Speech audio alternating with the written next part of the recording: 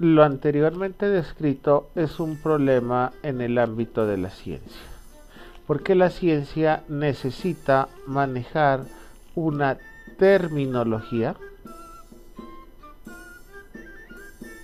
que sea exacta y precisa.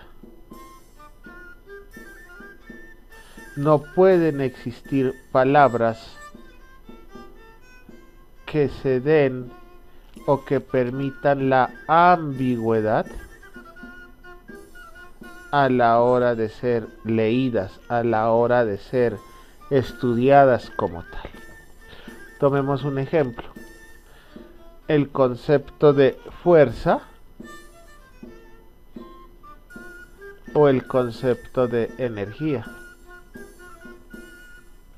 Si usted va a observar, estos conceptos no tienen el mismo significado en la física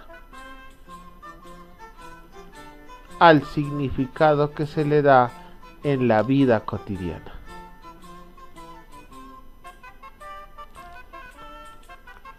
Según Bacon, los problemas más comunes a los cuales nosotros nos enfrentamos cuando realizamos un uso inadecuado del lenguaje, esos problemas se dan en una doble vertiente. Una primera es cuando utilizamos nombres, conceptos, definiciones de cosas que no existen.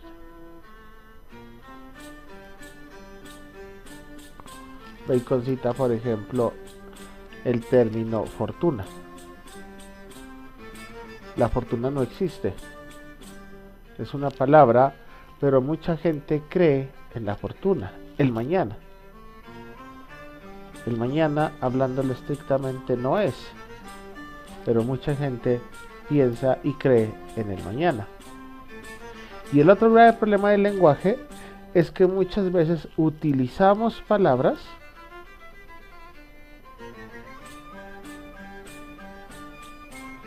términos, definiciones, las cuales no podemos definir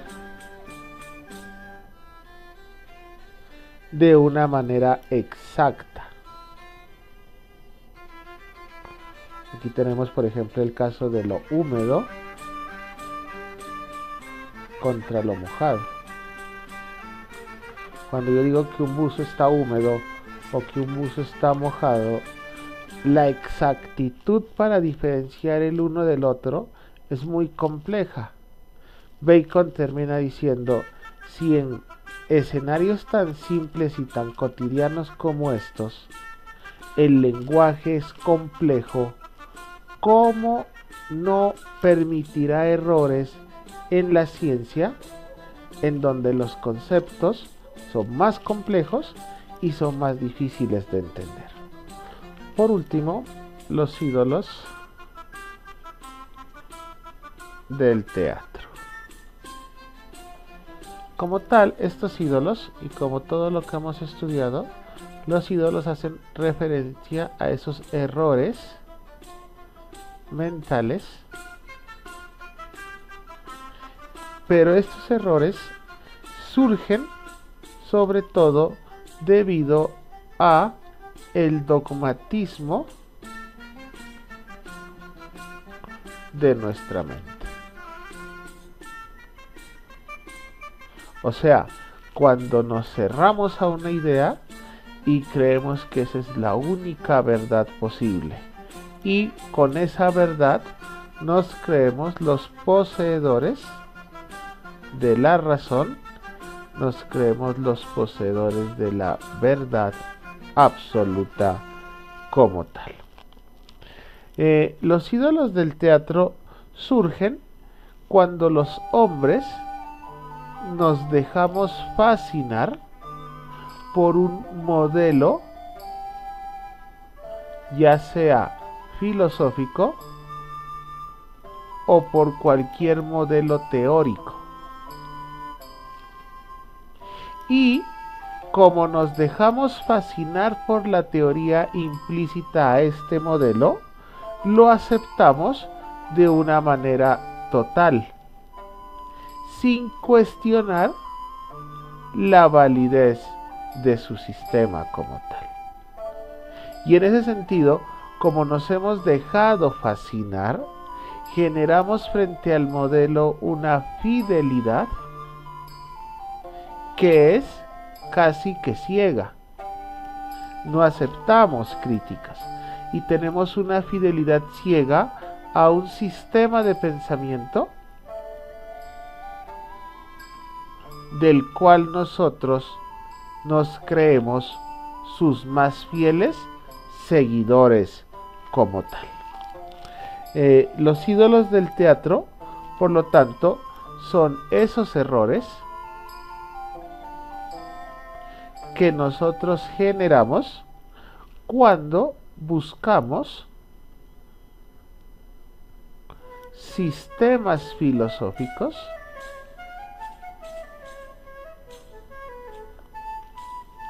que ya han estado desarrollados en épocas anteriores, sistemas filosóficos del pasado. Para Bacon el grave problema es ese, y es que estos sistemas filosóficos no son más que representaciones teatrales de mundos irreales que ya no existen. Y como son modelos teóricos del pasado, no nos permiten comprender el presente.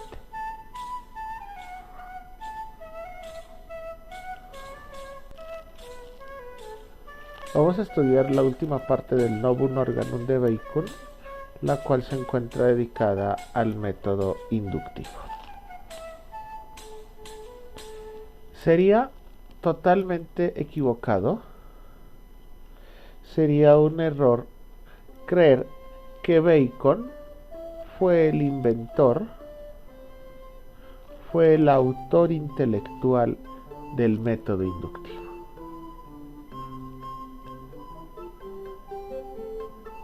Bacon no lo inventa como tal. Este método ya fue utilizado por los primeros filósofos griegos.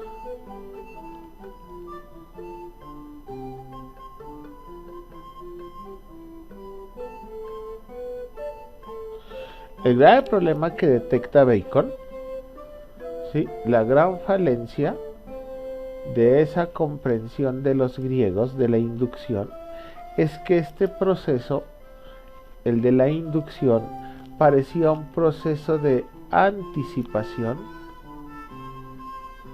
a lo que iba a suceder en la naturaleza. Entonces, a pesar de que el nombre es parecido, pero Bacon tiene una idea muy distinta de la inducción como tal. Dicho de esta forma, el método inductivo como tal se opone tanto a la inducción como a la deducción. O sea, se opone a los modelos inductivos y a los modelos deductivos. Cuando nosotros hablamos de la inducción consiste fundamentalmente en obtener, extraer de un conjunto de casos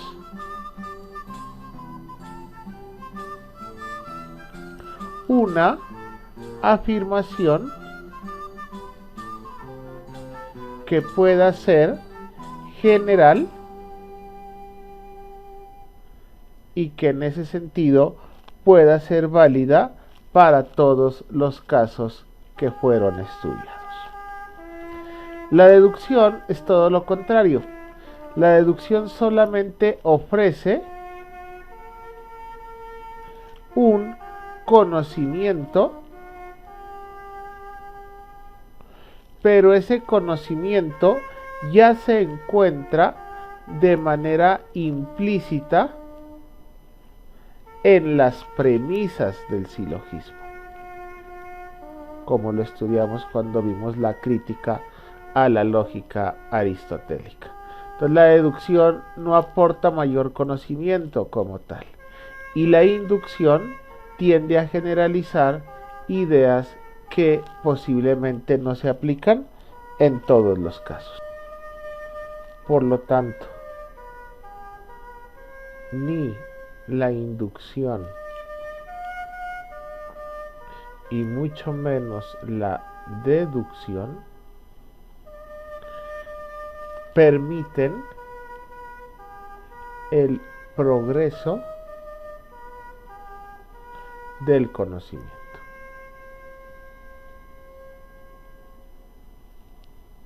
Por lo tanto, afirma Bacon, si nosotros queremos descubrir cuáles son los secretos de la naturaleza,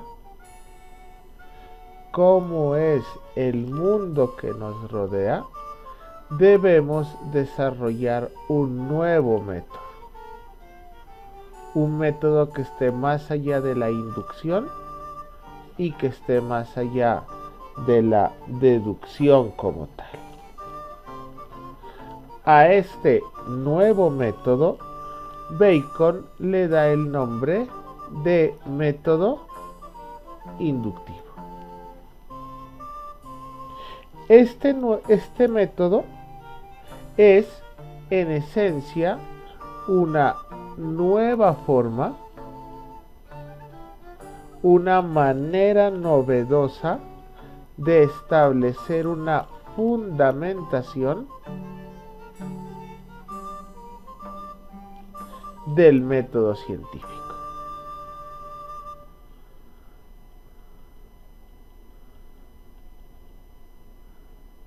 No olvidemos que Bacon quería desarrollar como tal una nueva ciencia, y el método científico permitiría, este método científico basado en lo inductivo, permitiría el desarrollo de los objetivos de una nueva ciencia como tal. El método, por lo tanto, planteado por Bacon, surge, ante todo, de la necesidad que tiene el hombre de liberarse de aquellos prejuicios que obstaculizan su acceso a la verdad. En últimas, de liberarse de aquellas nociones falsas proporcionadas por los ídolos, que los acabamos de estudiar. Por lo tanto, lo que busca el método inductivo es establecer una serie de enunciados, de afirmaciones de carácter universal, las cuales han surgido a partir de la experiencia. Y desde la experiencia, que el hombre pueda ascender de una manera lógica, de una manera racional, a través del conocimiento científico, a través de la ciencia como tal, a el desarrollo de leyes que tengan un carácter universal, al desarrollo de leyes con las cuales yo pueda explicar los fenómenos naturales que he observado de manera previa. Para Bacon, el conocimiento científico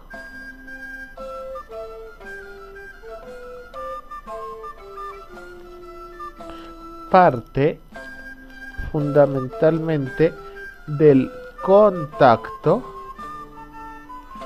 que los hombres tenemos con el mundo material.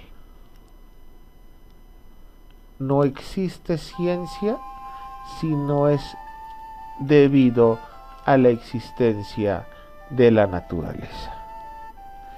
Y esa naturaleza únicamente puede ser captada a través de la experiencia. Por lo tanto, solo aquello que puede ser experimentado,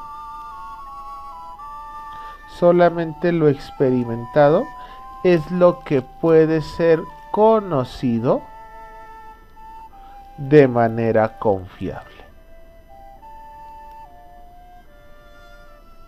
Lo no experimentable no puede ser producto de la reflexión científica como tal. El proceso anteriormente descrito es el único que nos permite, según Bacon, a los hombres extraer axiomas.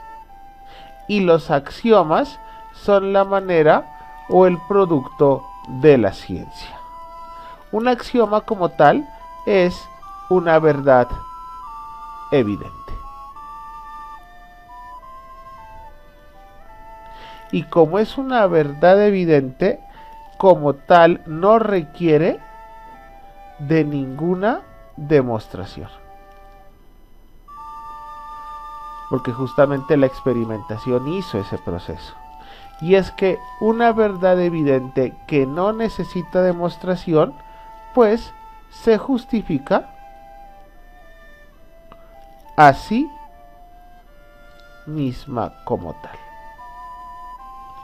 Y es a partir de estos axiomas que el hombre y la ciencia construye modelos explicativos del mundo que nos rodea.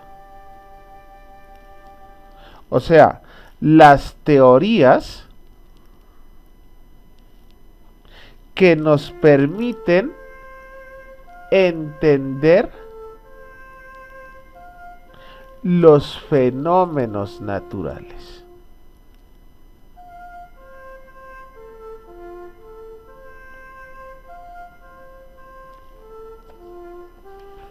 Ahora bien, la pregunta que nos asalta es, ¿cómo hacemos para producir esos axiomas? ¿Cómo hacemos para extraerlos? Para sacar esos axiomas como tal. Y Bacon responde que la manera que tenemos para extraer los axiomas es a través de la inducción. Pero ese cómo de la inducción es un proceso que sigue 4 pasos como tal. Y es lo que vamos a ver a continuación. En el primer paso,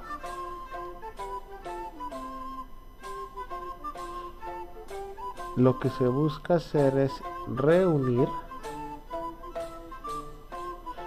todos los hechos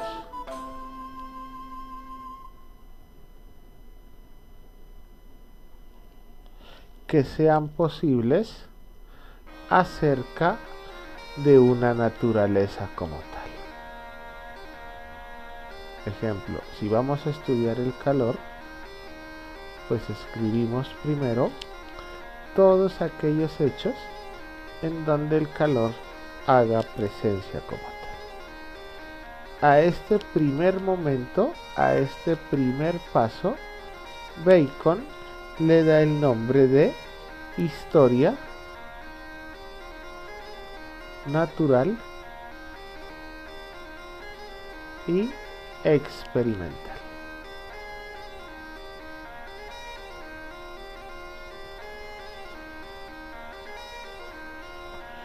En un segundo momento, luego de haber establecido un listado de hechos, estos hechos proceden a ser ordenados. Y según Bacon, ese orden se da en 3 tablas diferentes, que son las tablas de presencia, las tablas de ausencia y las tablas de grados.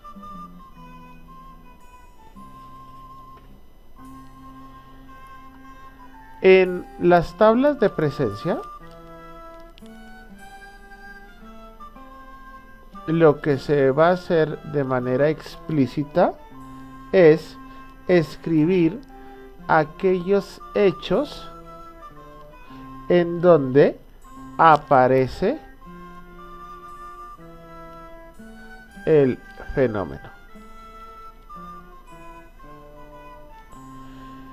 O sea, en esta primera tabla se trata de reunir la mayor cantidad de hechos, así sean muy dispares, en donde el fenómeno como tal se da. En la tabla de ausencia,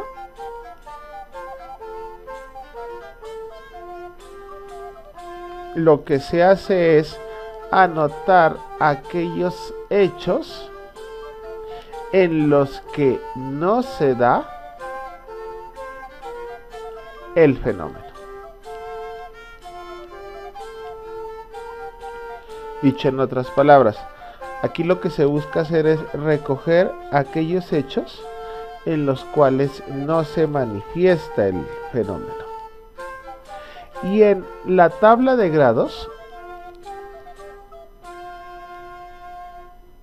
lo que se va a hacer es instalar aquellos hechos en los que el fenómeno varía.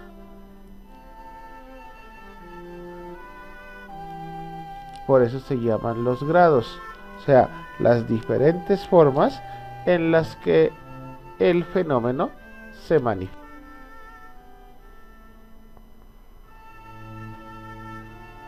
En un tercer momento,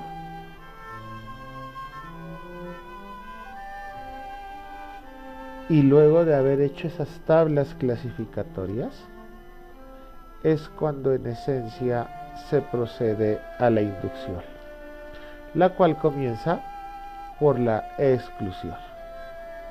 Y una vez que se establece la exclusión, se da la exclusión como tal de aquello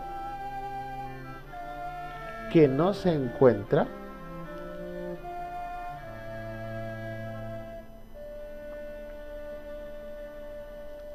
cuando se da el fenómeno. Luego se ubica aquello que se encuentra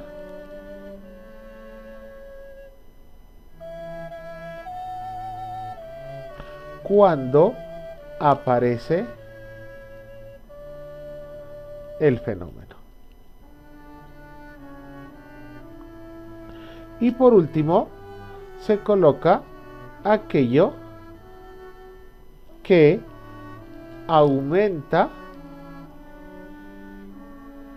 o que disminuye cuando el fenómeno aumenta.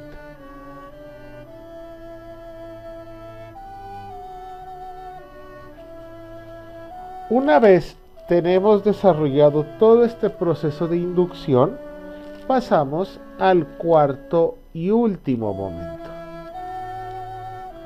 Y es el momento en el cual procedemos a la elaboración de la hipótesis,